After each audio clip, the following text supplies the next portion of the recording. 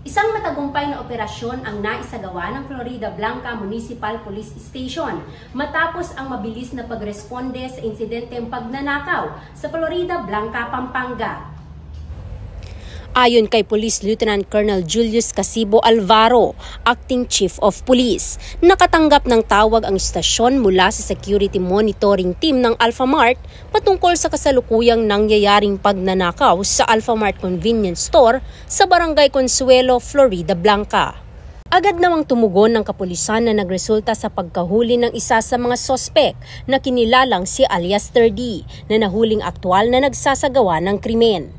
Sa kabila ng pagtakas ng kanyang mga kasamahan, agad na nagsagawa ng hot pursuit operation ang mga kapulisan na nagresulta sa pagkakaaresto ng 3 pang sospek sa bayan ng Porac, Pampanga na kinilalang sina Jerry, Nolen at Landen sa kanilang alias na pangalan.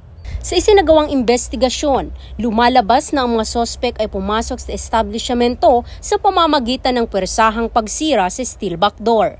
Na-recover mula sa mga ito ang isang 45 caliber na may 5 bala, isang 38 caliber revolver na may 3 bala, 4 na granada, 90,000 pesos na cash, mga grocery items na nagkakahalaga ng 18,000 pesos, mga gamit na heavy-duty tools, at isang puting Toyota Fortuner na ginamit.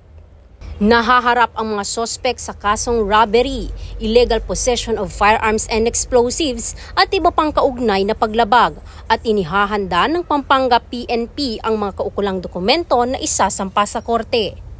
Ipinahayag naman ni Police Colonel J.C. Dimaandal, ang Provincial Director ng Pampanga PPO, na ang mabilis na aksyon at profesionalismo ng mga kapulisan ay nagligtas sa sitwasyon mula sa posibleng karahasan.